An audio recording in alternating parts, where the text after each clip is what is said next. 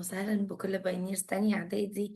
الأبطال عاملين إيه؟ يا رب تكونوا كويسين. النهاردة إن شاء الله هنحل مع بعض المانثلي اكسرسايز اللي موجود في الأسسمنت بوك في بيج 17. المراجعة دي مهمة جدا جدا جدا. أولا لأن الوزارة قالت إن الامتحانات غالبا هتيجي من تقييمات. ثانيا لأن أنا وأنا بحل معاك التقييمات مش بس هقولك إجابة السؤال ده بس، أنا هراجع معاك عشان نعمل ريفرش لكل المعلومات. فتعالوا بينا نبتدي الريفيجن بتاعتنا مع بعض.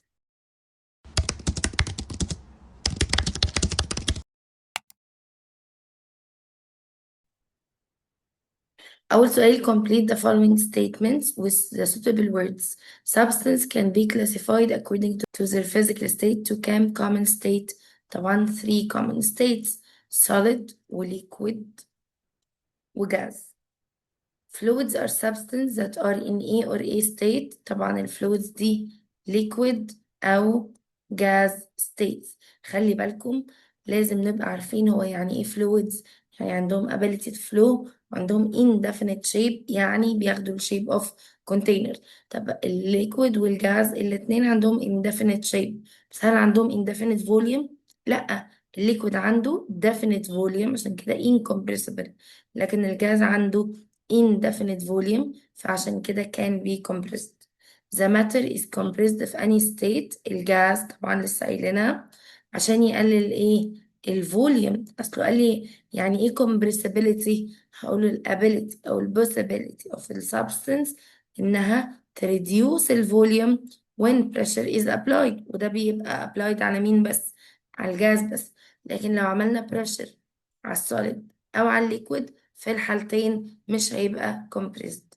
Forces of attraction between particles of liquid are، طبعا ال attraction forces اللي في الليكويد weak، لكن ال interparticle spaces أو distance بتكون large. There is a fourth state of matter known as، طبعا رابع state of matter تعرفنا عليها في أول درس كان اسمها البلازما. البلازما كانت عبارة عن mix من ال positively charged ions والنيجاتيف free electrons. موجودة فين البلازما؟ موجودة كتير في اليونيفرس حوالينا، بالذات في الأوتر سبيس زي الصن والستارز والنيبيولا. طيب كمان موجودة في اللايتنينج في الأرورا. طيب البلازما دي بتيجي امتى؟ لما الجاز يبقى ايونايزد. يعني ايه ايونايزد؟ يعني اتعرض ل very high temperature thousands أو millions، وحتى اتعرض ل high electric current. Number 6 بيقول لي plasma is used in air conditioner to purify air. احنا عارفين ان البلازما تكنولوجي بنستخدمها في الاير كونديشنر، يعني بنجيب الجاز نعرضه ل electric current فيبقى ionized، عندنا positive ions و free negative electrons. ده بيستخدمه في الاير كونديشنر ليه؟ عشان يعمل improve للاير كواليتي او يبريفاي الاير في الكلوزد area. عن طريق انه بيعمل ايه؟ بيعمل break down للبوليوتنس. ايه reverse process of deposition؟ طبعا عكس ال deposition السبليميشن. في السبليميشن بتحول الماتر من solid لجاز directly من غير ما اعدي على الليكويد. كمان في ال deposition بتحول من جاز لسوليد directly من غير ما اعدي على الليكويد. forces of attraction between السوليد ماله بقى؟ very strong، ماسكين في بعض قوي فبيكونوا bound أو strongly bound أو tightly bound together. طب ال spaces very small ما بينهم. البلازما موجودة فين؟ ممكن نقول في النيبيلا، ممكن نقول في اللايتنينج، ممكن كمان نقول في الأرورا فينومينا.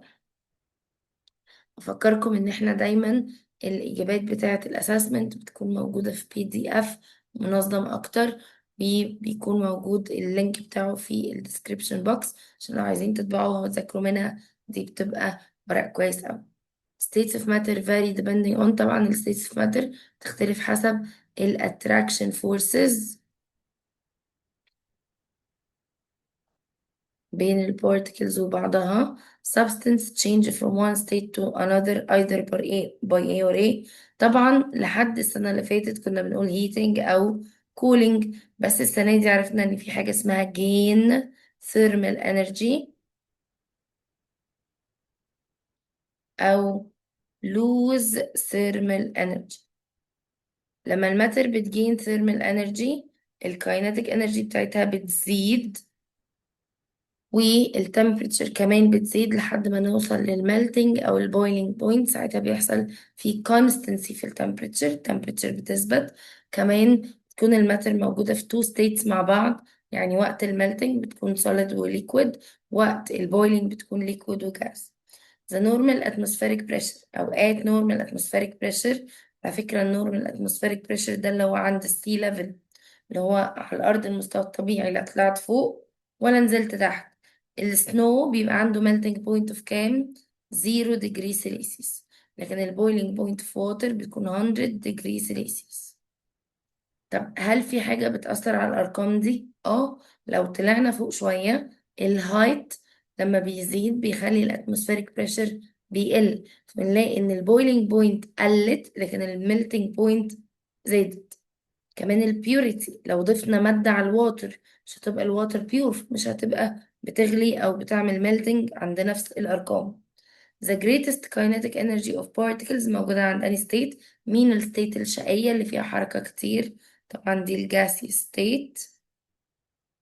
طب الليست كايناتيك انرجي موجودة فين؟ في السوليد قلنا ان هو بس عنده vibration في الاون بوزيشن، عشان كده الكايناتيك انرجي عالية قوي عند الجاز بسبب ان الموشن بتاعته عالية، كايناتيك قليلة قوي في السوليد عشان بس بيفايبريت في مكان.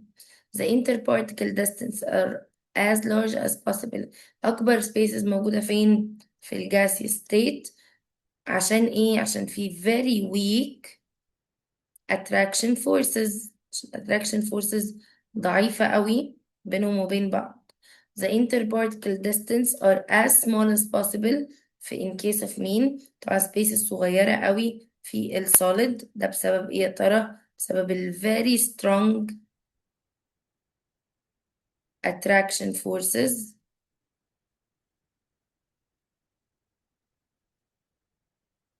From the factors affecting melting و boiling point طبعا لسه قايلينهم. أول حاجة ال purity، تاني حاجة الاتموسفيريك بريشر. طب احنا خلاص شرحنا الاتموسفيريك بريشر، تعالى افكرك بالبيوريتي. البيوريتي يعني في impurity، مادة من بره دخلت جوه السبيسز بين المادة الأساسية بتاعتي فأثرت على الاتراكشن فورس بتاعتها. زي مثلا لو ضفنا 180 جرامز من الجلوكوز على 1 لتر من الواتر، هيعمل ايه؟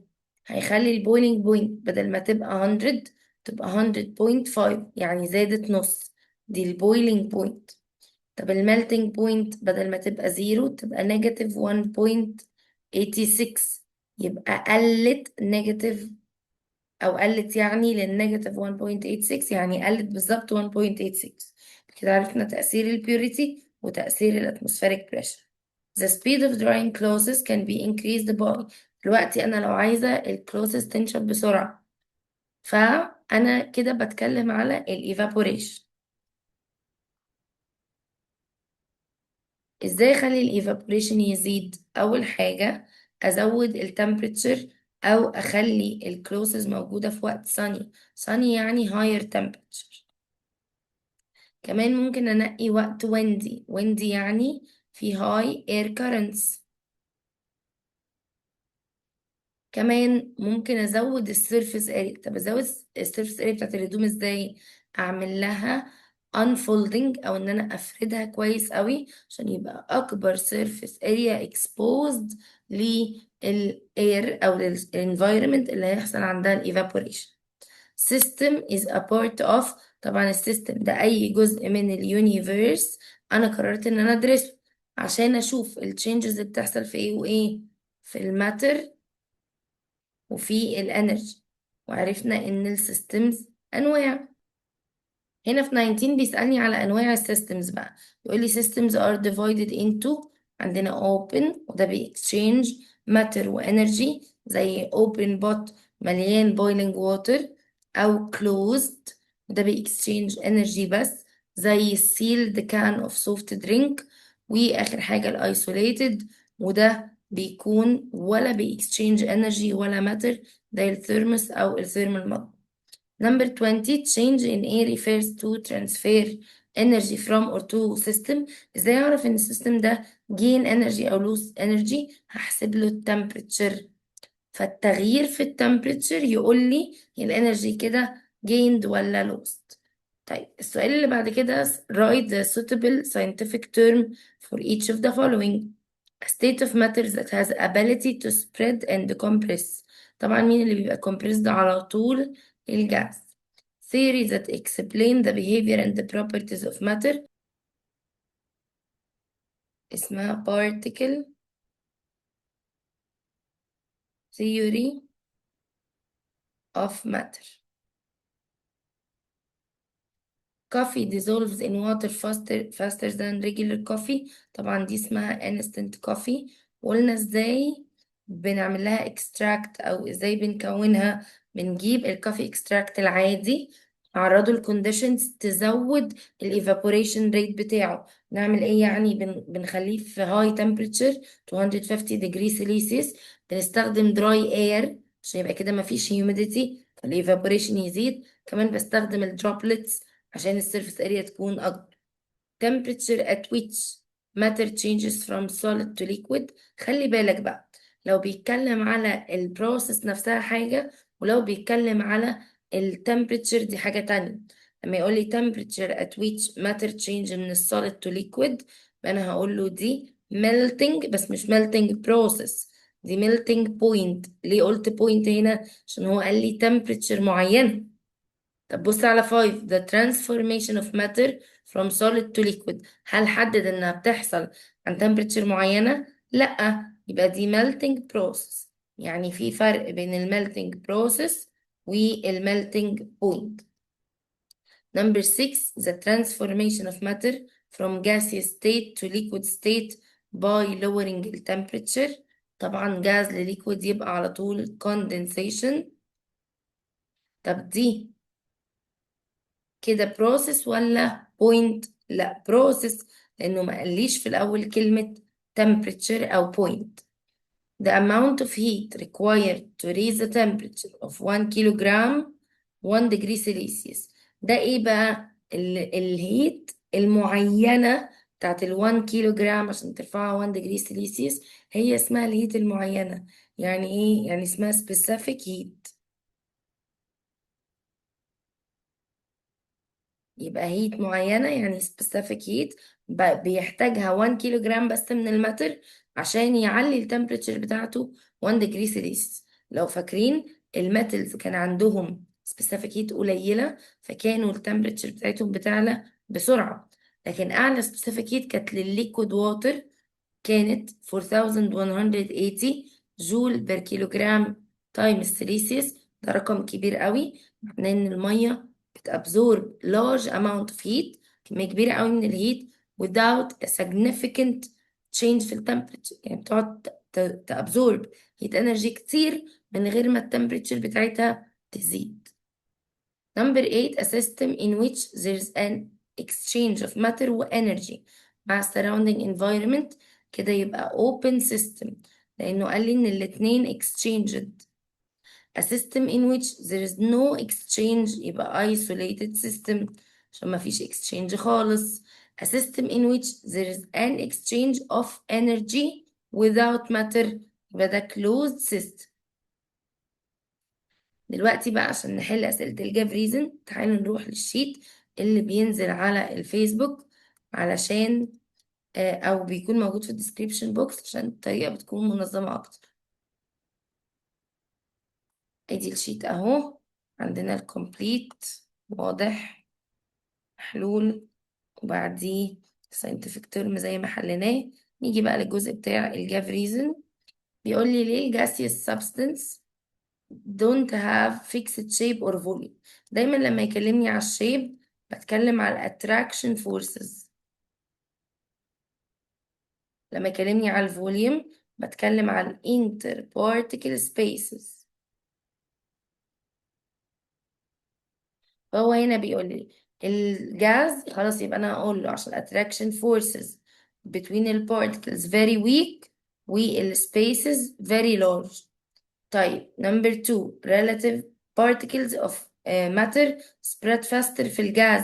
اشمعنى الجاز؟ يعني عشان الجاز عنده موشن كبيرة. موشن كبيرة يعني kinetic energy أعلى، فالسبيسز زيادة، وكمان بيتحرك freely randomly completely freely in all ده. أي حاجة معناها إنه بيتحرك جامد قوي بنقولها على الجاز أكتر طبعا من الليكويد. طيب نمبر 3، ليه it's difficult to break a piece of rock؟ هو الروك ده ايه؟ solid صح؟ ليه ما ينفعش أفصله؟ كلمني بقى هما ماسكين بعض ازاي؟ يبقى attraction force. يبقى attraction force بين البارتكلز بتكون very strong، فده مخلي السبيسز very small، فبيكونوا tightly bound، فأنا مش عارفة أفصلهم. احنا قلنا الاتراكشن very strong، spaces very small، tightly bound. دي الكلمات المهمة، باقي الجملة عبر عنها بطريقتك. ليه بنحس ان احنا uncomfortable في الهوت humid weather؟ بص يا شباب، في الهوت weather احنا جسمنا بيعرق عشان يبتدي ان هو يتخلص من الهيت دي، ففي سواتنج كتير في الهوت weather. حلو. طب انا طالما في سوات يعني في ميه، يبقى انا محتاجه اعمل لها evaporation. طب لما يبقى فيه humidity كتير، الهاي هيوميديتي تقلل الايفابوريشن، فانا عماله اعرق بس مش بيحصل له ايفابوريشن، فانا مش مرتاح. يبقى عشان في الهوت ويذر السواتنج بيزيد، لكن الهيوميديتي بتقلل السوات ايفابوريشن، فده بيخلينا عندنا discomfort او عدم ارتياح. نمبر 5 بيقول لي البويلينج بوينت في واتر ديكريس لما الالتيتيود above السي ليفل يزيد. يعني كل ما نطلع لفوق ليه البويلينج بوينت بتقل؟ اوعى تجري تكتب لي. اصل انا كل ما بطلع 300 مترز البويلينج بوينت بتقل نيجاتيف 1 ديجري سيلسيوس. الكلام ده مش غلط، بس مش اجابة السؤال. طب ما ده السؤال اصلا، ما هو السؤال بيقول ليه بطلع لفوق التمبريتشر بتقل او البويلينج بوينت بتقل، فانت تقول له عشان لما بطلع 300 متر البويلينج بوينت بتقل. فين الاجابة؟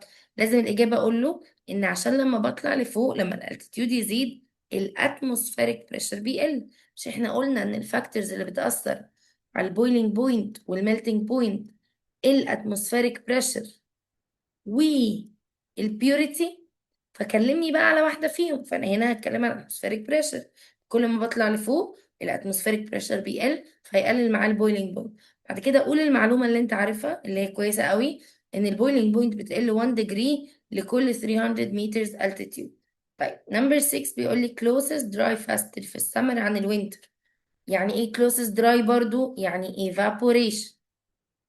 طب في ايه في السمر مش موجود في الوينتر؟ higher temperature. يبقى لما تزيد التمبريتشر ده معناه ان البارتكلز واخده sufficient thermal energy فقادره انها تعمل evaporation كويس. ليه الكوبر والألمنيوم are thermally preferred أو preferable materials for making heating utensils؟ يعني heating utensils يعني الأدوات اللي بطبخ بيها، صح؟ حلو. طيب أعرف إيه عن الكوبر والألمنيوم thermally؟ إن هم عندهم low specific heat. يعني إيه low specific heat؟ يعني محتاجين amount of heat قليل عشان يسخنوا. يبقى دي الإجابة، إن هم عندهم low specific heat، فبالتالي التمبريتشر بتاعتهم بترايس كويكلي يعني بتزيد بسرعة لما تابزور بأي كمية هيت، يعني أي حبة تسخين يسخنوها، فده بيخليني أطبخ أسرع. يبقى دي جابت أنا ليه بحب الكوبر والألمنيوم في الكوكينج يوتنسل. طب ليه بحب بقى أستخدم الميركوري في الثرمومتر؟ نفس القصة بالظبط. بالمناسبة الميركوري عنده very low specific heat، الرقم بتاعه كان 140 جول بير كيلو جرام تايم السيليسيوس. يبقى عشان الميركوري عنده low specific heat فالتمبريتشر بتزيد بسرعة مع أي كمية من الابزوربد heat. water makes up a large proportion of human body. احنا نعرف يعني الواتر اللي عندها high specific heat. طب وإيه فايدة دي يعني في إنها موجودة جوه جسمنا؟ ما هو ركز، يعني إيه high specific heat؟ يعني هتقعد تأبزورب amount of heat كتير قوي without any significant change في التمبريتشر. حلو. استفدت انا ايه برضو؟ استفدت stable temperature. تخيل لو جسمي مليان بمواد بتسخن بسهولة، فكنت كل ما اقف في الشمس شوية الاقيني درجة حرارتي عليت قوي. فربنا مدينا واتر في جسمنا كتير ليه؟ عشان عندها high specific heat، فبتمنتين constant body temperature حتى لو السراوندنج اتغير، يعني حتى لو المكان اللي حوالينا temperature بتاعته اتغيرت، فاحنا عندنا الواتر محافظة لنا على التمبريتشر. طيب number 10 water is used to cool many systems. ليه cooling؟ برضو عشان عندها high specific heat، يعني بتقدر تابزورب large quantities of thermal energy من غير any significant increase في temperature. طب ايه الكولينج سيستم اللي المية شغالة فيه؟ الرادياتور، ده بيحافظ على الانجن من الدمج. تعالوا بقى نرجع للاسسمنتس بتاعتنا. كده احنا حلينا الجاف ريزن خلاص. تعالوا بقى نشوف السؤال اللي بعديه.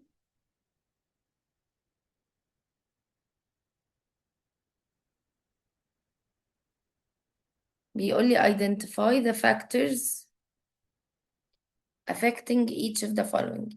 ايه الحاجات اللي بتأثر على speed of diffusion؟ خلي بالك يعني ايه diffusion؟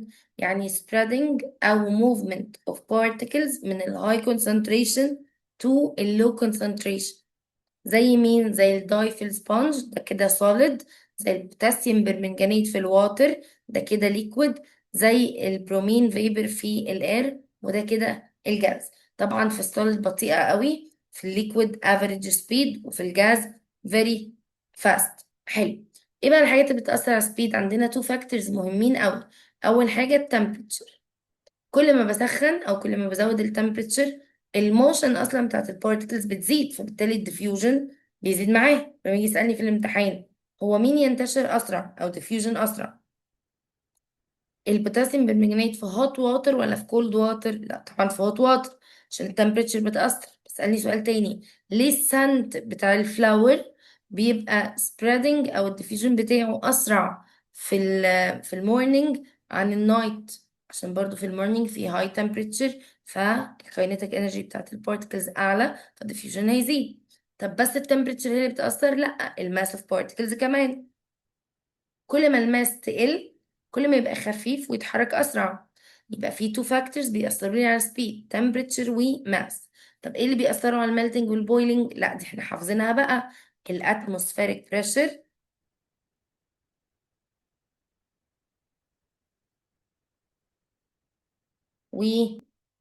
والبيوريتي.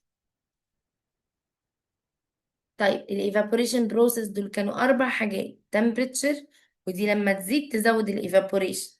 ايه كمان عندنا غير التمبريتشر؟ السيرفيس اريا، ودي برضو لما تزيد تزود الايفابوريشن. كان بنقول افردوا الغسيل عشان الايفابوريشن يكون اسرع. ايه كمان غير السيرفيس اريا؟ الاير كارنتس، وجود الهواء هيزود الايفابوريشن. امال مين بقى اللي عكسهم كلهم؟ الهيوميديتي. هو اصلا يعني ايه كلمة humidity؟ humidity يعني amount of water vapor في الاير. طيب الهيوميديتي دي كل ما بتزيد ال evaporation بيحصل له ايه؟ ال evaporation بيقل. طيب ايه اللي بيأثر على state of matter؟ عندنا حاجتين مهمين جدا: ال attraction forces، وعندنا كمان غير ال attraction forces ال interparticle spaces.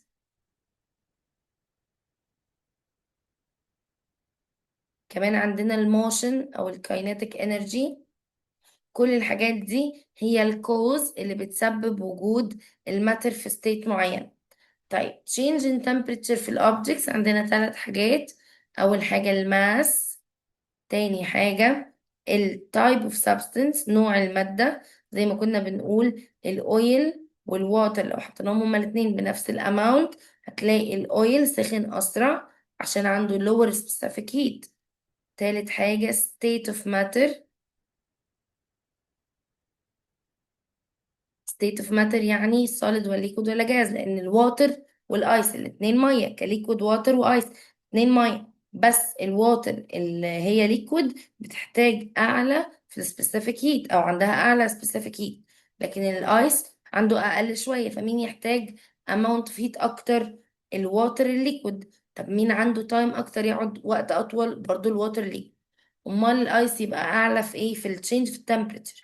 آخر سؤال معانا في الريفيجن بتاعتنا النهاردة هو define. يعني ايه Brownian motion؟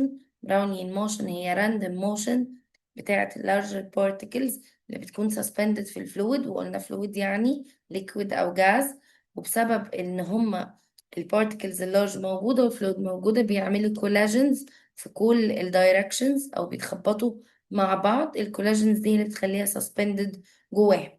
زي مين؟ البراونيان موشن، زي الدست في الاير والبولينج رينز في الواتر. تاني حاجة، يعني ايه sublimation؟ sublimation يعني change في matter من السوليد للجاز directly من غير ما يعدي على الليكويد. طب زي مين الاكزامبلز بتاعته؟ الدراي ايس، وده عبارة عن solid carbon dioxide، والايودين solid. ماشي. الحاجة اللي بعد كده البارتيكل ثيوري، دي الثيوري اللي شرحت لنا البيهيفير والبروبرتيز اوف ماتر. يعني البلازما دي الفورس ستيت، وقلنا ان هي عبارة عن ميكتشر من البوزيتيف اينز والنيجاتيف فري الكترونز. لازم الجاز يبقى ايونايزد عشان يوصل ستيت دي. طب ايونايزد ازاي؟ يا اما ب very high temperature thousands او millions، يا اما ب electric field. طيب النمبر 5 مكتوبة precipitation. precipitation مقصود بيها الديبوزيشن، اللي هو عكس السبليميشن، اللي هو ان الماتر تتغير من الجاز للسوليد دايركتلي من غير ما تعدي على الليكويد. الاكزامبلز بتاعتها برضو الايودين، بس معانا الفروست. خلي بالك ان كل الريفرسبل بروسيس اللي هما melting طبعا عكس الفريزنج، evaporation عكس الكوندنسيشن، واخر حاجة السبليميشن عكس الديبوزيشن. الستة بروسيس دول اسمهم reversible physical process. ليه physical بقى؟ لأن التشينج هنا بيبقى تغيير في الشكل أو في شوية من الفيزيكال properties، لكن مفيش new substance اتكونت ومفيش أي حاجة chemical اتغيرت. لو أنا بتكلم على الستة دول في الووتر، فالووتر هتفضل H2O زي ما هي، مفيش chemical change. نمبر 6، يعني ايه closed system؟ يعني system بيكسشينج بس الانرجي مع السراوندينج. طب يعني ايه temperature؟ temperature عندها two definitions. اول واحد هو measure للافريج kinetic energy. ليه بنحسب الافريج kinetic energy مش الكايناتيك؟ قالك لان كل واحده من البارتكلز عندها كايناتيك انرجي مختلفه، فما اقدرش احسب الكايناتيك. طب احسب الافريج ازاي؟ احسب السم او التوتال بتاع الكايناتيك انرجي divided the number of particles. حلو، ده كده بالنسبة لأول definition. الديفينيشن التاني إنه degree of hotness أو coldness. دي سهلة بقى، بسيطة. ما هو أنا لو درجة الحرارة رقم عالي يبقى كده الأوبجكت ده هوت أو السيستم ده هوت، لو الرقم قليل يبقى كده الأوبجكت ده كولد. احنا كده يا شباب الحمد لله خلصنا الريفيجن بتاعة أكتوبر مع بعض. عايزاكم تكتبوا لي في الكومنتس هل محتاجين أشرح لكم أي حاجة تاني أو أنزل لكم ورق ريفيجن تاني ولا لأ. عايزاكم كمان تطمنوني عملتوا ايه في امتحان الشهر بعد ما تخلصوا. متنسوش ان انتوا تقدروا تراجعوا المنهج كامل. عندنا الثلاث دروس اللي داخلين في امتحان الشهر موجودين في البلاي ليست اللي هتظهر دلوقتي. كمان كل التقييمات اللي فاتت موجودين في البلاي ليست اللي هتظهر دلوقتي. ذاكروا كويس، ابعتوا الشانل لاصحابكم عشان هما كمان يستفادوا، وما تنسوش ان انتوا الباينيرز وانا دكتور انجي نبيل.